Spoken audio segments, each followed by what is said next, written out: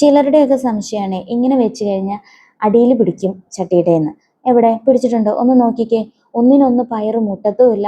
ആ ഉള്ളി മൂപ്പിച്ച ടേസ്റ്റൊക്കെ അങ്ങോട്ട് ഇറങ്ങി ചെന്നിട്ടേ ചോറിന് വേറെ കറിയൊന്നും വേണ്ട. ആ ചോറ് നമ്മുടെ ചട്ടിയിലിട്ട് പെരട്ടി കഴിക്കും, അത്ര ടേസ്റ്റാ. പിന്നെ ഉണ്ടല്ലോ, എത്ര വലിയ ഫാമിലിയിലും ഈ ഒരു രീതിയിൽ തോരൻ ഉണ്ടാക്കാം കേട്ടോ. നല്ല ടേസ്റ്റ് ആയിരിക്കും, ചട്ടിയുടെ അടിയിൽ പിടിക്കത്തുമില്ല. ഇതൊക്കെ ആർക്കാ ഉണ്ടാക്കാൻ അറിയാത്തത് എന്നല്ലേ? അങ്ങനെയുള്ളവരുണ്ട്, അവർക്കുള്ളതാണ് ഈ വീഡിയോ. ഗ്യാസും മെച്ചം, പിന്നെ നമ്മളുടെ മറ്റ് ജോലികളും നടക്കും. വിശദമായിട്ട് വീഡിയോ കണ്ടാൽ അറിയാൻ പറ്റും. അപ്പോൾ വീഡിയോയ്ക്ക് പോലെ. ഹായ്, അമല സ്വാമിയുടെ പുതിയൊരു വീഡിയോയിലേക്ക് എല്ലാവർക്കും സ്വാഗതം. ഞാൻ ഇന്ന് വന്നിട്ടുള്ളത് നമ്മുടെ പച്ചപ്പയറുണ്ടല്ലോ, അച്ചിങ്ങ എന്നൊക്കെ പറയുന്നത്. അപ്പോൾ അതിൻ്റെ ഒരു കുക്കിംഗ് വീഡിയോ ആയിട്ടാണ്. അപ്പോൾ നിങ്ങൾ വിചാരിക്കും ഈ പച്ചപ്പയറൊക്കെ ഉപ്പേരി വയ്ക്കാൻ ആർക്കാ അറിയാത്തത് എന്ന്. അറിയാഞ്ഞിട്ടൊന്നല്ല, പലരും ഉണ്ടാക്കുന്നത് പല രീതിയിലാണ് അല്ലേ. അപ്പോൾ ഞാൻ ഇന്ന് വീഡിയോ ചെയ്യാനുള്ള ഒരു കാരണമുണ്ട്, അത് നമുക്ക് വഴിയേ പറയാം. അതിനു മുമ്പ് നമുക്ക് ഇതിന് വേണ്ട ഇൻഗ്രീഡിയൻ്റ് എന്തൊക്കെയാണെന്ന് നോക്കാം. നമ്മളുടെ ചെറിയ ഉള്ളി ഉണ്ടല്ലോ, കൊച്ചുള്ളി എന്ന് പറയുന്നത്, അത് ദേ കുറച്ചെടുക്കുക. പിന്നെ നമ്മളുടെ കറിയുടെ രുചി കൂടുന്ന രാജാവായ കറിവേപ്പിലയും കൂടെ 2 തണ്ട് നിങ്ങളിൽ ഉണ്ടെങ്കിൽ മറക്കാതെ എടുത്തോളൂ കേട്ടോ. നമ്മൾ ഏത് കറിയിലും മിസ് ചെയ്യാണ്ട് ഉപയോഗിക്കുന്നത് കറിവേപ്പിലയാണ്. അപ്പോൾ അത് 2 തണ്ട് കഴുകി എടുത്ത് വെച്ചിട്ടുണ്ട്. ഇനി ഞാൻ നമ്മുടെ ചീനച്ചട്ടി ചൂടായിട്ടുണ്ട്, അതിലേക്ക് വെളിച്ചെണ്ണ ഒഴിച്ചിട്ടുണ്ട്. ഇനി നമുക്ക് ഇടിച്ചു വെച്ചിട്ടുള്ള ആ ചെറിയ ഉള്ളി ഇട്ട് കൊടുക്കാം. ഇതൊന്ന് നന്നായി മൂത്ത് വരട്ടെ. നന്നായി ഒന്ന് കുഴഞ്ഞു വരുമ്പോൾ നമുക്ക് ഇടിച്ച മുളകാണ് കേട്ടോ ആവശ്യം. ഇടിച്ച മുളക് ഇടുമ്പോഴാണ് നല്ല ടേസ്റ്റ് കിട്ടുക. പിന്നെ എന്താ വേണ്ടതെന്ന് വെച്ചാൽ നമ്മൾ ഇൻഡാലിയത്തിൻ്റെ ചീഞ്ചട്ടി എടുക്കാൻ നോക്കുക. അതല്ലെങ്കിൽ നല്ല അലുമിനിയം, അതായത് കനം കൂടിയ അലുമിനിയം പാത്രം എടുത്തിട്ട് നമുക്ക് ഉണ്ടാക്കാം. പാനൊക്കെ കനം കൂടിയതാണ്, പക്ഷെ അതിനായിട്ടൊക്കെ ടേസ്റ്റ് കിട്ടുക ഇങ്ങനത്തെ പാത്രത്തിലായിരിക്കും. ഇനി നമുക്ക് ഇടിച്ച മുളക് ഇട്ട് കൊടുക്കാം. ഉള്ളിയൊക്കെ നന്നായി വഴന്നു വന്നിട്ടുണ്ട്. മുളക് ഇട്ടതിന് ശേഷം നന്നായി ഒന്ന് ഇളക്കി കൊടുത്തോളൂ കേട്ടോ. കാരണം എന്ന് വെച്ചാൽ മുളക് കരിഞ്ഞു പോകാൻ സാധ്യതയുണ്ട്. അപ്പോൾ ഒരു മീഡിയം ഫ്ലെയിമിലിട്ട് വെക്കാം. അതിനുശേഷം നമുക്ക് കഴുകി വാരി വെച്ച പയറ് ഇട്ട് കൊടുക്കാം, നന്നായി മൂത്ത് വന്നതിന് ശേഷം. അപ്പോൾ നന്നായി മൂക്കണ വരെ ഇളക്കിക്കൊണ്ടേയിരിക്കണം, ഇല്ലെങ്കിൽ പെട്ടെന്ന് കരിഞ്ഞു പോകും. അപ്പോൾ നമ്മളുടെ കറിവേപ്പിലയും കൂടെ ഇട്ട് കൊടുത്തിട്ടുണ്ട്. അപ്പോൾ ദേ നമ്മളുടെ ഉള്ളിയൊക്കെ ദേ നോക്കിക്കേ, നന്നായി മൂത്ത് വന്നിട്ടില്ലേ, കരിഞ്ഞിട്ടില്ലല്ലോ. ഇനി നമ്മൾ കഴുകി വാരി വെച്ചിട്ടുള്ള ആ പയർ ഇട്ട് കൊടുക്കാം. അതൊന്ന് നന്നായി ആ മുളകും ഉള്ളിയൊക്കെ നമ്മളുടെ പയറിലാവുന്ന വിധം നല്ല രീതിയിൽ തന്നെ ഇളക്കി കൊടുക്കാം. എന്നിട്ട് ആവശ്യത്തിന് ഉപ്പും കൂടി ഇട്ട് അടച്ചു വെക്കാം. അപ്പം നമ്മൾ വേവിക്കാൻ പോകുന്നത് ആവിയിലാണ്. തീ ഞാൻ സിമ്മിലിട്ട് കൊടുത്തിട്ടുണ്ട് കേട്ടോ. ഇങ്ങനെ വെക്കുമ്പോണ്ടല്ലോ പയർ ഒന്നിനൊന്നും മുട്ടത്തുമില്ല. ഉള്ളിയൊക്കെ എടുത്ത് കഴിക്കാൻ ഭയങ്കര ടേസ്റ്റ് ആയിരിക്കും. കറിയൊന്നും ഇല്ലെങ്കിൽ ആ ചീഞ്ചട്ടിയിൽ പുരട്ടി കഴിക്കാൻ നല്ല ടേസ്റ്റ് ആയിരിക്കും തോരൻ. ഇനി നമുക്ക് മൂടി അടച്ച് വെച്ചിട്ട് ആവിയിൽ വേവിക്കാം. അപ്പോൾ ഒരു 2-3 തവണ ഇടയ്ക്ക് ഒന്ന് ഇളക്കി കൊടുക്കുക, വീണ്ടും അടച്ചു വെക്കുക. 3ാമത്തെ തവണയിൽ പയർ വെന്തിട്ടുണ്ടായിരിക്കും കേട്ടോ. ഇനി നമ്മളുടെ കാര്യം എന്താണ് ഈ വീഡിയോ ചെയ്യാനുണ്ടായ കാരണം.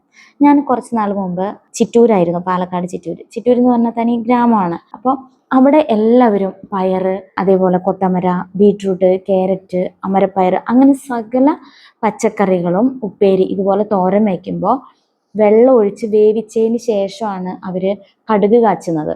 പക്ഷെ ഞാൻ സ്കൂളിൽ ടീച്ചറായി വർക്ക് ചെയ്യുന്ന സമയത്തുണ്ടല്ലോ, ഞാൻ ഉച്ചയ്ക്കുള്ള ചോറ് കൊണ്ടുപോകുമ്പോൾ സാറ്റർഡേ ദിവസമാണ് ഞങ്ങളെല്ലാവരും കൂടെ ഇരുന്നിട്ട്, അതായത് സ്റ്റാഫുകളെല്ലാവരും കൂടെ ഇരുന്ന് കഴിക്കുക.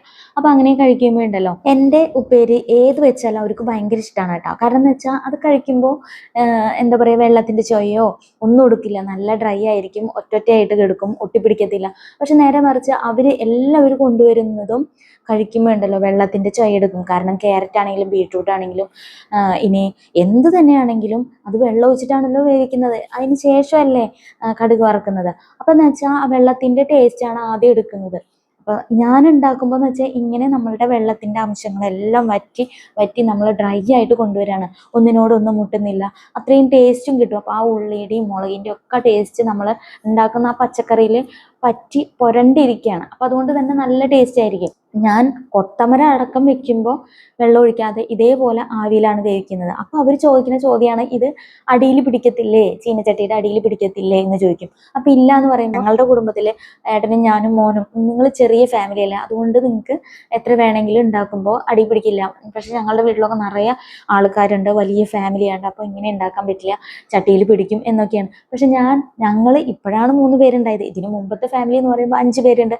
അതിന് മുമ്പത്തെ ഫാമിലി എടുക്കുകയാണെങ്കിൽ അതിലും കൂടുതൽ ആൾക്കാരുണ്ട്. പക്ഷെ ഞങ്ങൾ വെള്ളം ഒഴിച്ചിട്ടല്ല വെക്കുന്നത്, എല്ലാം വെക്കുന്നത് ഇതേപോലെ ആവിയിൽ തന്നെയാണ്.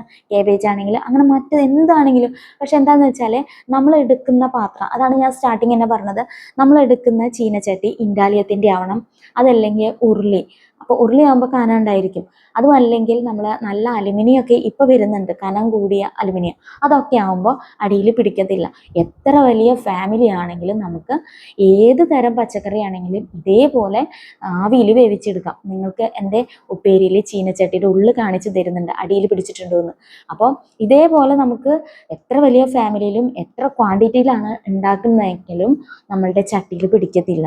അപ്പം ഞങ്ങളൊക്കെ ഇതേപോലെ ഉണ്ടാക്കി കണ്ടു പഠിച്ചിട്ടാണല്ലോ വരുന്നത്. അപ്പോൾ അവർ എപ്പോഴും ചോദിക്കുന്ന ഡൗട്ടാണ് ഇങ്ങനെ. പക്ഷെ അന്നൊന്നും എനിക്ക് ഇതുപോലെ വീഡിയോ ഇടാനായിട്ട് ചാനലൊന്നും ഉണ്ടായിരുന്നില്ലല്ലോ. അപ്പം അവർക്ക് വേണ്ടിയിട്ടാണ് ഈ വീഡിയോ ഞാൻ ഷെയർ ചെയ്തിട്ടുള്ളത്. പിന്നെ നമ്മൾ പണ്ടൊക്കെ എങ്ങനെയാണ്, ഞങ്ങൾ കുട്ടിയായിരുന്നപ്പോഴൊക്കെ ഉണ്ടല്ലോ, രാവിലെ കഞ്ഞി ഉച്ചയ്ക്ക് ചോറാണ്. അപ്പം രാവിലെ കഞ്ഞിക്ക് വേണം ഉപ്പേരി, ഉച്ചയ്ക്ക് വേണം, പിന്നെ വൈകുന്നേരം ഇല്ലെങ്കിലാണ് വെക്കുന്നത്.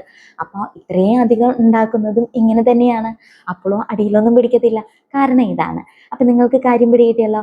അപ്പോൾ വളരെ ടേസ്റ്റി ആയിട്ട് നമ്മളെ ഉപ്പേരി എന്ത് പച്ചക്കറിയാണെങ്കിലും ആവിയിൽ ഇങ്ങനെയാണ് വേവിച്ചെടുക്കുന്നത്. പിന്നെ ഉണ്ടല്ലോ, നമ്മളുടെ തീ എപ്പോഴും സിമ്മിൽ വെക്കണം കേട്ടോ ആവിയിൽ വേവിച്ചെടുക്കുമ്പോൾ. പിന്നെ മൂടി തുറന്ന് ഇടയ്ക്കിടയ്ക്ക് ഇളക്കി കൊടുക്കുക. അപ്പം നമ്മളുടെ അടിപൊളി തോരൻ എന്ത് തന്നെ ആവട്ടെ നല്ല ടേസ്റ്റ് ആയിരിക്കും കഴിക്കാനായിട്ട്. ഇപ്പോഴത്തെ അവസ്ഥയിൽ ഇങ്ങനെ വെക്കുന്നതുകൊണ്ട് നമുക്ക് ഗ്യാസിൽ അവിക്കാം. പിന്നെ ഇടയ്ക്കൊന്ന് ഇളക്കിയിട്ട് കൊടുത്താൽ മതി, ബാക്കിയുള്ള സമയത്ത് നമ്മൾ മറ്റുള്ള ജോലികൾ ചെയ്യാം. അപ്പോൾ ഇന്നത്തെ വീഡിയോ എൻ്റെ മോൻ്റെയും ഒക്കെ കറികൾ വളരെ ഇഷ്ടത്തോടെ കൊതിയോടെ കഴിച്ചിട്ടുള്ള ഞങ്ങളുടെ പഴയ സുഹൃത്തുക്കൾക്ക് വേണ്ടിയാണ്. അപ്പം എല്ലാവർക്കും താങ്ക് യു. അടുത്ത വീഡിയോയിൽ കാണാം. Bye bye.